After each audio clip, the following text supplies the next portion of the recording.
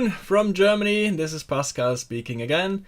And it is interesting today, one of my favorite days, Thursday. We see a lot of movement and the market is open right now. We will have existing home sales in about half an hour and we already had some news pre-market. So let's start right away with the news from pre-market.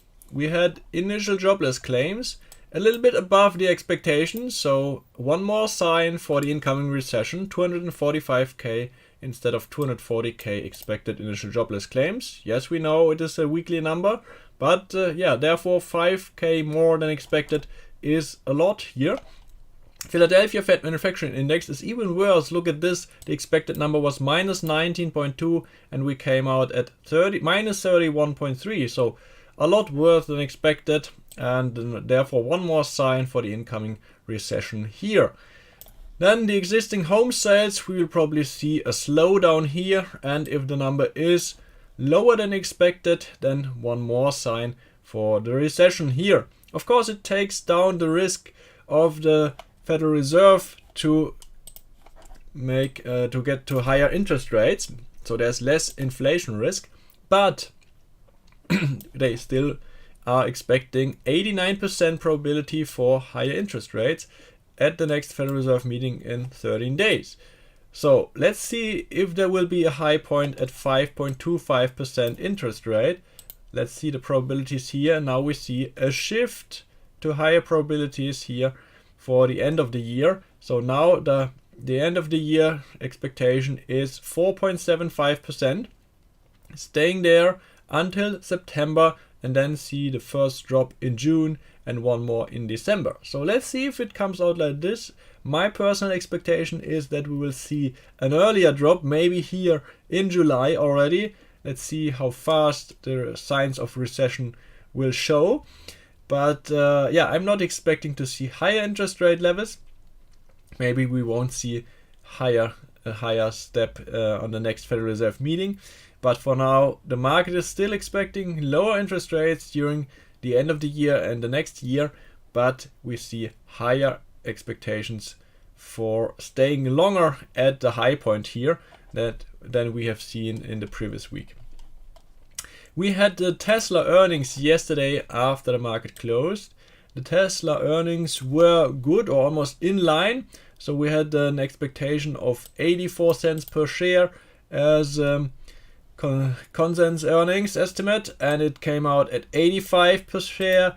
The revenue here was 23.3 billion. Expectation was 23.4 billion. So I would say it was almost in line here.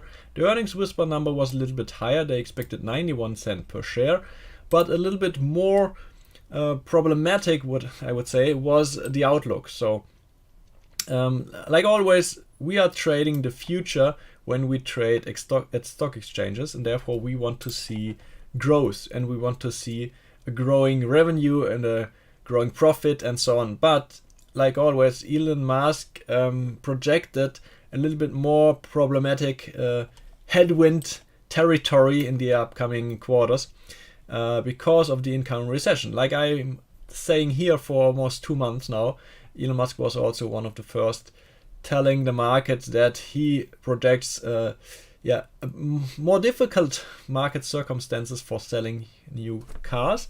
Therefore, he wants to lower the prices. So there was a price cut yesterday for almost all the Tesla cars. But he said, we want to have high sales numbers instead of a high margin rate. And therefore, to better see a price cut for being able to sell more cars. And I think it's the right way what Elon Musk is deciding here, because it would be more problematic to stay at a higher price level and to get overrun by other car makers here. But of course, this caused a little bit of pressure on the stock here. We see 7.6% down from the closing of yesterday where we closed at $180. And we tested right away the low point, the previous low point from March 13th here, which was at about $164, and the low point from today was $165, so just $1 above the previous low point here, which could act as a smaller support, but we still have this open gap here. So there is some room. If we break the previous low point, then we will probably see a close of this open gap here, which is still 11% below this previous low point. So there is some room to the downside, but of course we now have also an open gap here from the earnings. But yeah, for sure we will first see a close of this gap here to the downside before we see a whole close of this gap here. Then let's move on with the Wix. Wix made lows yesterday at 16.17, so really low. We haven't been there for a long time. So if we go out further in time, maybe on a weekly time frame, then we see the previous time we have been there was in January here, where we had low points at 16.3, and you see we couldn't hold these low levels for a long time, and then we jumped back to the upside. So yeah, let's see if volatility is coming back into the market. I always said and thought that this is a too low level here, and we have to go to higher levels. It's today still a low implied volatility level here. But I'm long in Wix because I'm expecting the market to drop and therefore the implied volatility to rise again. Let's see our Nasdaq chart. So market open brought some dip buyers back here. They bought above VWAP, but the market is a little bit weak in the previous session. So here we saw the day before yesterday, we had together with the live stream, we saw the rejection here at the parabolic dot, and we talked about this rejection zone here. And yeah, it was a difficult zone we couldn't surpass, and we were rejected right below the 13,300 points level. And now we tested the 20 EMA level again. So the previous time we tested the level, it could hold, then we went back to the upside and back to the parabolic dots, but it's indicating a downtrend here. And as well as the ADX is showing a downtrend here. It's not a strong trend, but it's indicating that we will probably soon retest the previous lows and then maybe break below. So let's be prepared for this, but we can stay 1 or 2 more weeks here in this sideways trading range. Like always, we have to wait and be patient. And if you don't want to be stuck in this sideways trading phase, then wait for the clear breakout below the previous low points to enter then a breakout short trade here on Nasdaq. The same for ES future. Where's my chart here? There we see some weakness here below the 9 EMA today, but we will see a support here at 4,125 probably. There were the previous low points and the support from the 20 EMA level, and we see on a daily time frame the parabolic dots are still uptrending here at the 4,100. So I see a bigger support zone here between 4,100 and 4,125. So there it's interesting to take on some long trades again, but there's more potential to the downside now to retest minimum the 20-day EMA at 4,125, which was an old high point here as well. Yeah, that's for the stock indices. And now let's see the commodities. It's really interesting now with the commodities because we have seen further uprise here with natural gas. So we retested the $2 level, then we sold just below to trigger some stop losses here, and then we had a big and massive rally from the lows to the highs. This was a 22% move in just 3 trading days. How crazy. And yesterday we had the high point at $2.38.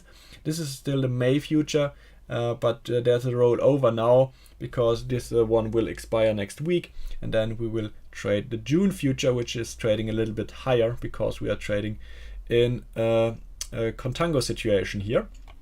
But we had a big rejection here, as you can see. So normally I use a Fibonacci retracement here, especially for movements like these, and after 3 days of trading higher, we went back about 50% of the previous movement, as you can see here.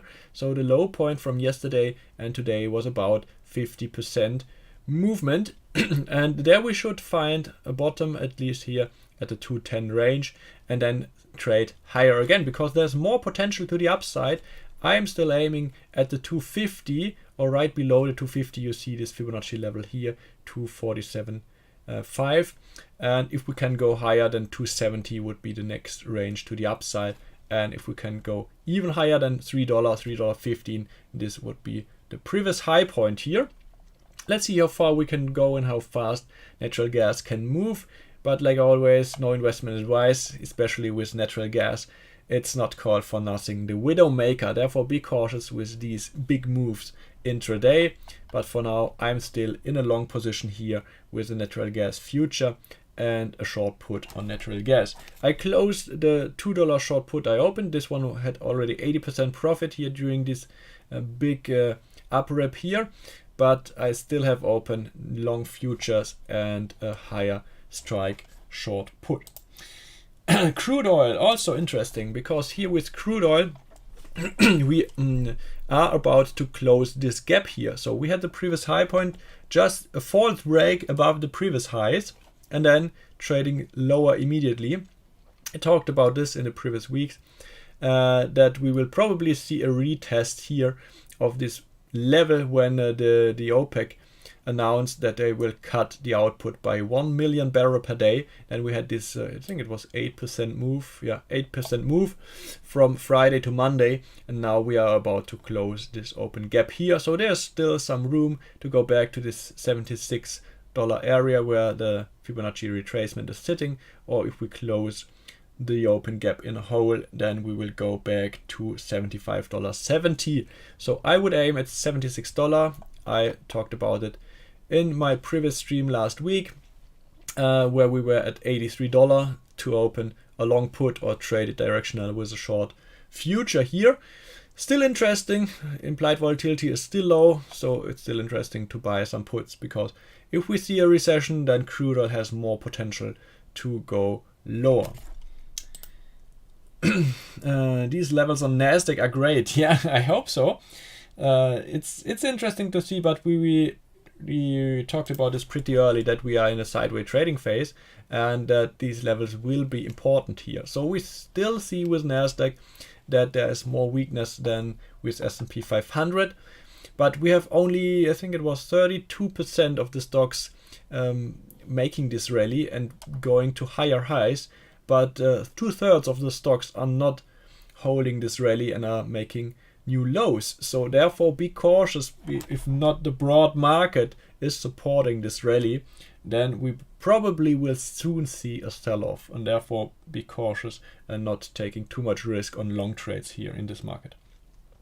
The same for Nvidia, because Nvidia is still a strong stock here and a strong AI stock, but we talked about it several times here with, on a weekly time frame, this big resistance zone here, previous high point at 289.50, or maybe a little bit lower here at 278. So we are right in this resistance range here, and I'm about to take short trades here to aim back to 220, maybe even 200, where the previous high points are sitting. So this is an interesting trade here, because there's a nice potential for a minimum 22% to the downside, or maybe even 30% downside potential here to go back to the around $200 area. So how would I trade it? The implied volatility is low. Look at this. Implied volatility wasn't so low since the previous, what was it, year 2021. So therefore I would trade long puts. I would buy puts, because then you can profit from two things: from the downfall of the prices and from higher implied volatility. Yes, the time is still not in your favor if you buy an option, but you will profit from two dimensions, and this is interesting. Therefore I would buy puts, 220 strike puts, or if you want so, then 200 strike puts. You can also take on more risk if you buy nearer at the money, but then you will have to spend more for the option, and therefore I would always buy with delta 30 or delta 40 out of the money puts here in this situation. Yeah, then let's have a look at Euro US dollar. I still have an open position here. It's just trading sideways, so not announcing that the market will further draw back here to the downside, but yeah, we have already seen yesterday the retest, and here on April 16th, the retest of this Fibonacci level here. Normally I have to redraw it because we had a higher high point here above the 110 area. So let's use it here from the high point to the previous low point, and then we already see, yeah, we went below this Fibonacci level, and the next target here to the downside would be 1086. There's still some room. I will keep open this short trade here, so I'm long in US dollar, short in euro. It's still an uptrend, but because I'm expecting the market to draw back, then we will probably see a further pullback into US dollar cash safe haven, and then we should see a break of this upward pattern here in euro US dollar currency pair. Still strong is the DAX. So the German DAX 40 is still strong. We are right below, rejected below the 16,000 points level. The high point today was 15,960 points, so 40 points below the important round level here. So near the previous all-time highs. But yeah, we never know if we can go back to this level. But as you can see, the DAX is a lot stronger than the US markets. We had a big rally since October here for about, what was it, 33% to the upside. So big rally for German DAX. And yeah, we were talking about this together with the euro US dollar. So the euro was getting stronger since previous October, and the German index as well. You see here the low point in October, and since then the euro was gaining strength, and as well as the German DAX. So back to some commodities here. Still have a look on sugar. Where's my chart here? This is May future, so as well here we will see soon an expiration of this one, but we can trade the next expiration month. It's just trading a little bit lower than this one here, and here we see we are in a sideways trading phase right now. So I'm still waiting for the break here. We had now a double top here, a really nice pattern with this sell-off here, but I'm still waiting. I don't want to be caught in a sideways trading phase, and I then would trade the next expiration for sugar if we go below $23.75. Same for orange juice, still on my watch list. It's just sideways trading for now, but it's interesting to see if we can see a break below and closing below, especially ending the week lower here would be nice for orange juice. Then I could re-enter a short trade here. I will not live stream tomorrow. I can already announce this because I will be on my way to Switzerland to visit my father there over the weekend, and when I will be back on Monday, so we can live stream next week again. Today we're still waiting about 12 minutes for existing home sales. In just 12 minutes, just refresh the page here, and tomorrow you will have no major news here, just from Germany, German manufacturing PMI, nothing important for the US.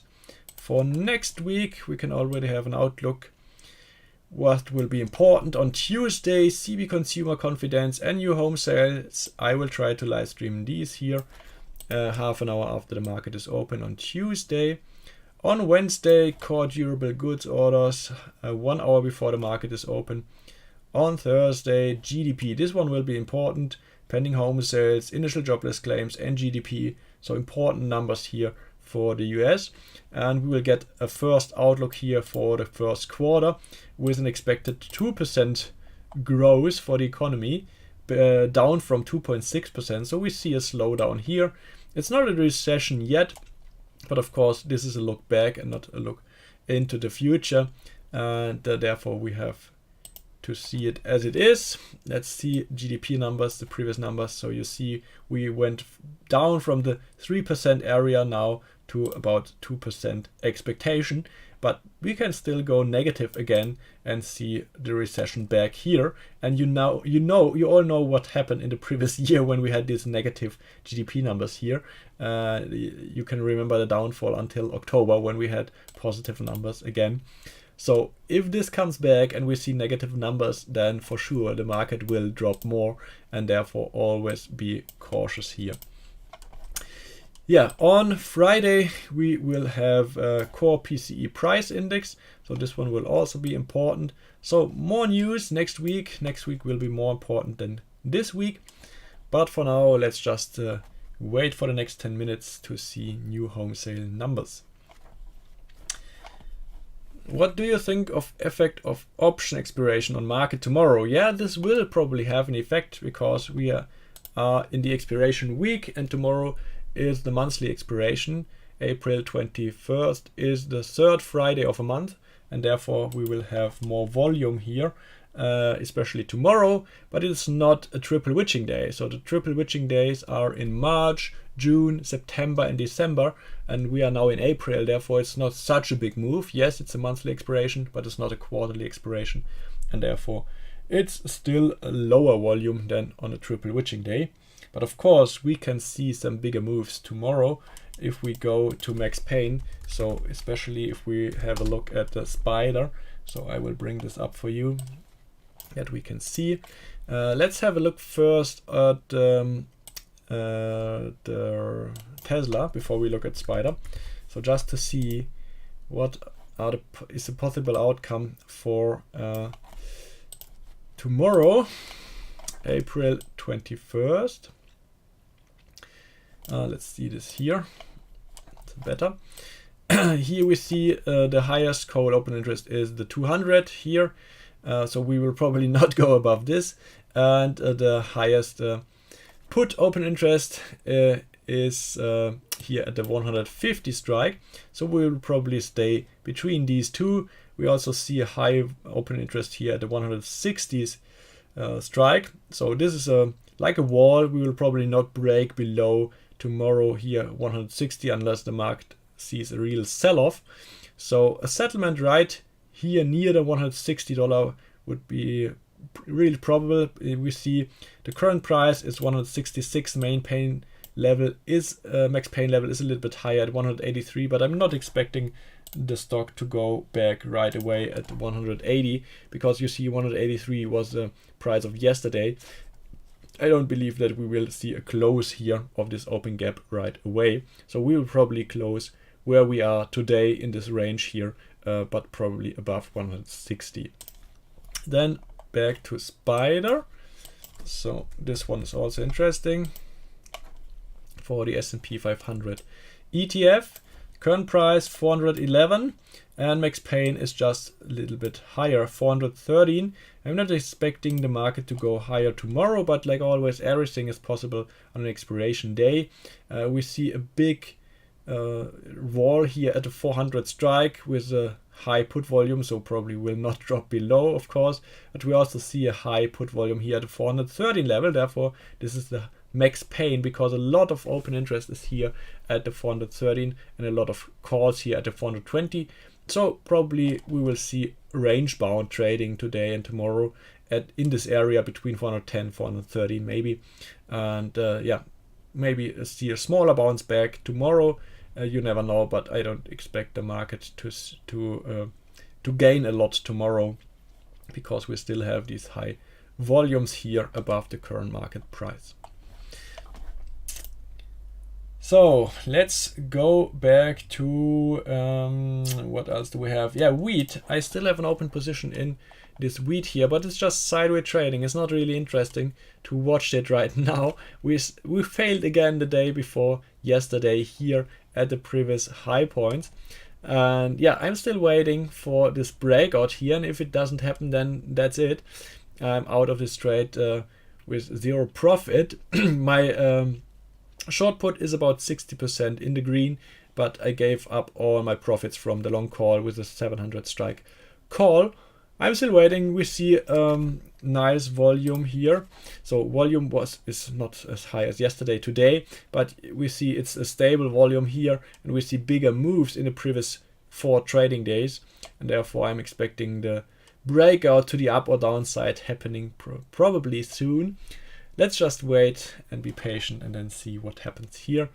It's a sideways trading phase right now, and therefore you have to wait for clear direction. Gold, yeah, let's go to gold and then back to the markets. So gold is trading sideways near the $2,000 area here, still struggling, but still keeping above the $2,000 area. So we had the high point in the previous week at $2,063. We went back from there, made new lows below the 2,000, but we can still hold above here.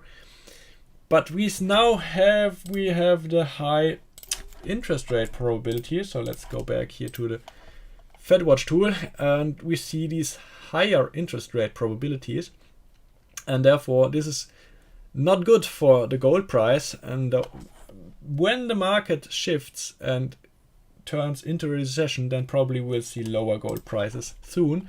So this is the first sign here that we lose some strength here in the gold price, and we will probably see soon some weakness, and then we can see a smaller sell-off here. Let's just see it on a weekly time frame if it's loading here. So we have more potential to go to the previous high points here, back to 1975, 1980. So this would mean a drop of about 2% for gold price. Yeah, I'm not expecting the gold price to go further to the upside, because I don't believe that the market will stay this high here, and this should also bring the gold price down as well, because the US dollar will probably getting stronger here as soon as this uptrend is breaking, and I'm still expecting this here to be a double top at between the 110 and 110.75 was the high point, 110.75 area as a double top, and then see a sell-off here. But like always, it takes sometimes some time to break this pattern here and then see a smaller sell-off here. Maybe we'll see a 1-to-1 ratio again here, so this would mean more potential to the downside.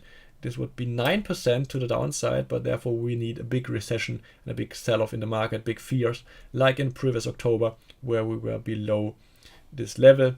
Yeah, it's still not too far away, but I'm not expecting the market to go above 111. Back to Nasdaq, and then let's prepare for the news here on a 1-minute time frame. So let's first see the important levels. So here are some trend lines. So the pre-market high point was about here, 13,150 during the Asian session. Yesterday we had the closing about here at this level. I already drew a line here. Then we had the bad Tesla earnings, and there was a smaller sell-off in the futures after hours. So now the dip buyers stepped back in. So maybe we can see a pushback to 13,150. We should see some rejection there, and we can see some support level here at pre-market lows, which was at 13,025 points, right above 13,000 area. And from the daily time frame, we already have the important 20-day EMA level here acting as a support right now. So back to a 1-minute time frame, and then bring up the news to see the movement when it happens today. And then the existing home sales here to see both together in about 1 minute. So we are just sideways trading here, still above 9 EMA. Parabolic on a 1-minute time frame already turned to a downtrend. So there is some room to retest VWAP if the numbers are worse than expected. But we can already also see a first rally because of less inflation risk when the existing home sales are lower than expected, and therefore a shift in interest rate expectations, which are still at 89% probability for the 25 basis points move. So let's first handle this existing home sales news, and then I can talk about Tesla price again.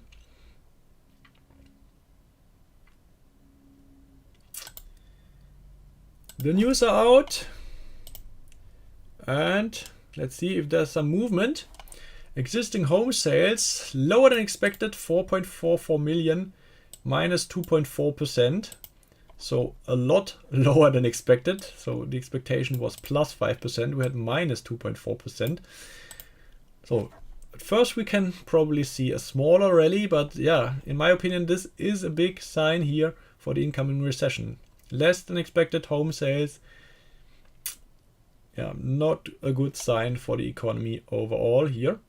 And therefore, soon the market will see this and then accept that we have to see lower levels. Bulls are still fighting, but the professional market makers and market participants are loading off their stocks here at these levels between 13,000 and 13,300. And as soon as we break the levels and close the week below 13,000, then probably there's more sell-off to the downside. So, no big moves here. Maybe we have to wait 1 or 2 minutes. Let's talk about Tesla first. So the Tesla levels I already talked about. The important levels here, the previous low point 164, and then aiming to close this open gap here back to $145. And this is a potential of about 14% to the downside as soon as we close this. Yes, we have the open gap here now, but because I'm expecting the market to be weak, I expect Tesla to drop further to the downside than closing this open gap here right away. Yes, I would trade it to the short side. I would close out here at 145 and turn it right away into a long trade. And the interesting thing is, now the implied volatility dropped because of the outcome of the earnings. So it's a lot cheaper now to buy some cheap puts here if you are aiming to close this open gap here. So choose an expiration date 60 to 80 days into the future, and then maybe choose a 150, 145 strike put for not overpaying here. And with the low implied volatility, it should be a lot cheaper than yesterday, even if you missed out on this big move here. If you are expecting Tesla to be weak, then this is still an interesting trade idea here.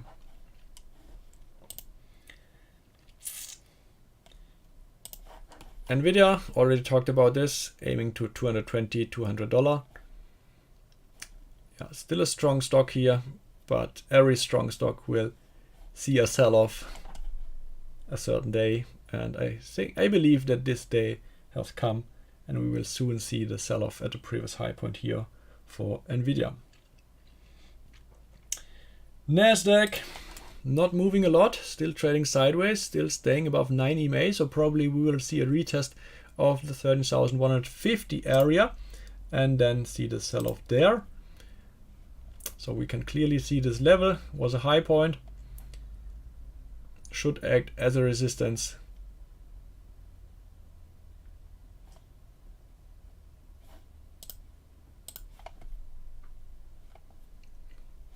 So you see here, it was acting as a support the day before yesterday. Then we saw the sell-off here right before the European market opened below this level. Then there was a bigger sell-off. Then we turned above. It acted again as a support level. And then we saw the sell-off after hours yesterday below this level. So 13,150 is the rejection level. If you want to take on some shorts, this is an interesting level.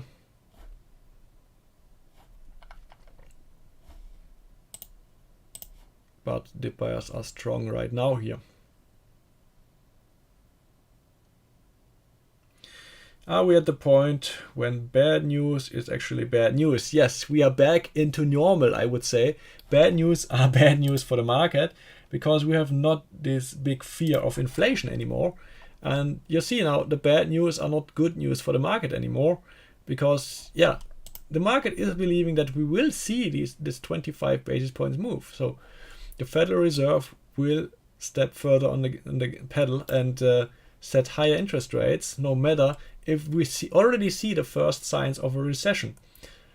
But it takes time. It takes 3 to 4 months until we can see the effects of higher interest rates into the market, and especially in the economic data here, and therefore it will take time for the market to accept that we will get into a recession, especially with the high interest rates and the fast moving interest rates to the upside. So there's no way around a recession, and these are just the first signs here from this week and the previous week with the harsh come down of inflation. We have seen the same in Germany this week. So here you see economic sentiment is going lower a lot. So the expectation was 15 and we came out at 4. So it's not really good here. And the same for the CPI data here. You see 6.9% is still a lot too high, but the European Central Bank is waiting. So they want to see first what the Federal Reserve is doing, and don't want to overchase and to go too high with the interest rate level. And therefore they are staying at the 3.5% level and waiting what the market is doing and signaling them, even if the inflation is higher than in the US. Okay, so one last question from your side, and then I will let you trade on your own and start into my early weekend. Nasdaq is actually trading below the monthly and weekly VWAP now. I'm seeing that as a change in the trend, even with the sideways trading. Yes, it is a change of trend. It is an early sign, but we haven't seen this long sideways trading for a longer time. So I would say it is an early sign of a change of direction. We already have seen this with a parabolic here. This is an early indicator indicating this change of direction.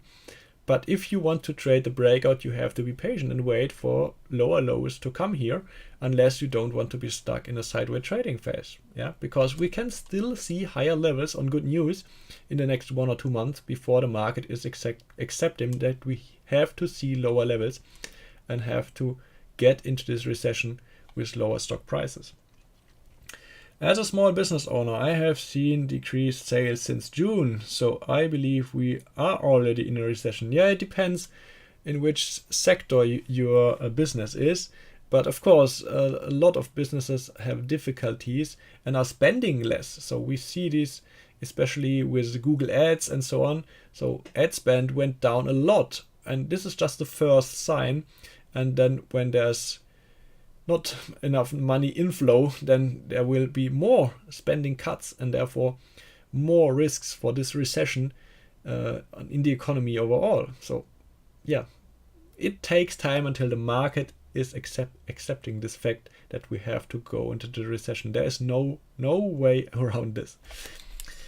Okay, be patient. Like always, it's sometimes difficult to be patient and to do nothing in a sideways trading phase, especially as a swing trader. For day trader, it can be interesting just to take on long trades at the bottom, short trades at the top.